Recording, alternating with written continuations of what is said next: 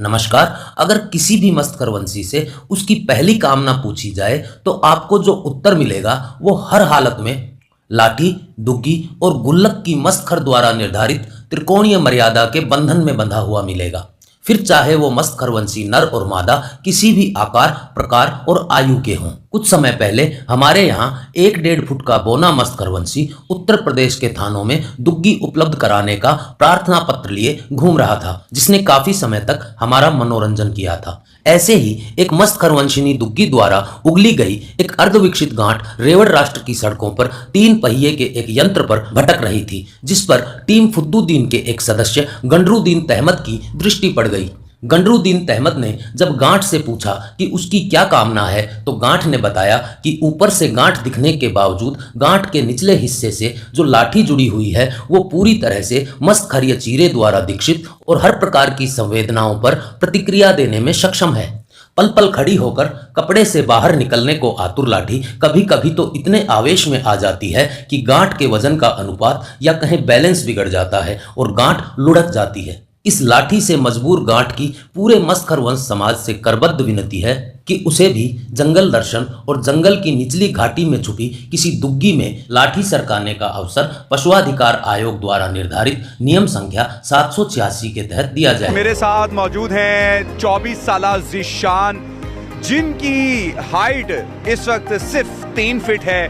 बचपन में इनके साथ एक ऐसा हादसा हुआ जिसकी वजह से इनकी हाइट वहीं रुक गई, लेकिन जिंदगी में मोटिवेट बहुत है। इनके पास इतनी मोटिवेशन आती कहां से है, ख्वाहिश क्या है और कौन सा ऐसा हादसा हुआ जिसकी वजह से इनकी हाइट रुक गई?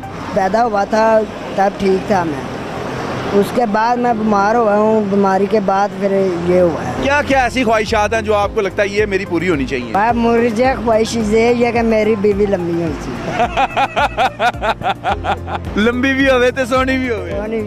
मेरी फील यही है कि ख्वाहिश मेरी यही है कि मेरी बीवी जो है वो लंबी हो, चाहे गरीब भी हो, उसका सामान जो भी है बनेगा मैं आप खुद बनवाऊंगा, उससे माँ प्यो के कुछ भी मैं नहीं लूँगा।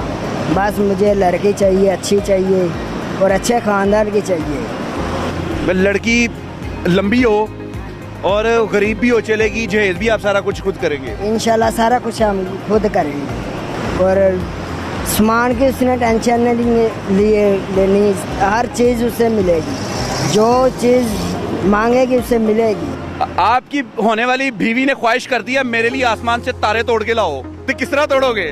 नहीं वो नहीं तोड़ेंगे। ऐ निकालते नहीं ये कोई मैंने अमरूद नहीं तोड़न देना तो तारे किस तरह तोड़न देगा? नहीं ये नहीं है। नीचे वाली जो शय वो खुद मैं हाजिर करूंगा उससे, जो भी मांगेगी। उत्ते वाली नहीं? इतनी ऊंची किधर मैं जाऊंगा? किसी के ऊपर नजर है, हम बात करें उससे? नहीं अभी नहीं है। अभी कोई नजर नहीं?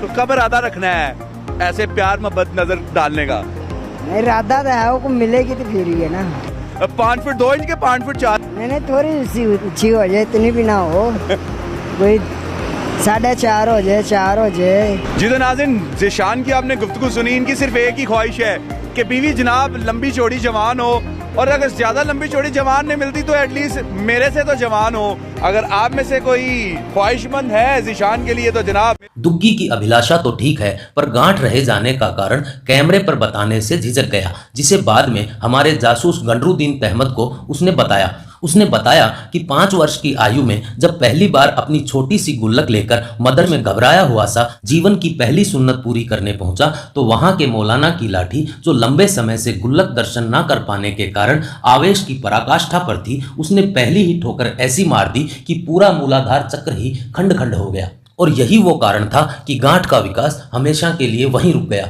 और गांठ से लटकी लाठी का विकास निरंतर होता रहा। आशा है कि गंडरुद्दीन तहमद की इस रिपोर्ट को देखकर आपकी मस्तकरवंश संबंधी जागरूकता में वृद्धि हुई होगी। मस्तकरवंश संबंधी इसी तरह की जाहिलता से परिपूर्ण किंतु मनोरंजक, रोचक और ज्ञानवर्धक जानकारी के लिए आप अपने दोनों चैनल पाक डिटॉक और टॉपी डिटॉक से जुड़े रहें। साथ ही फुदिया बेगम द्वारा बताए जा रहे टेलीग्राम चैनल से भी जुड़ें। इस वीडियो के लिए इतना ही, मिलते हैं अगले वीडियो में, तब तक के लिए सबको राम राम।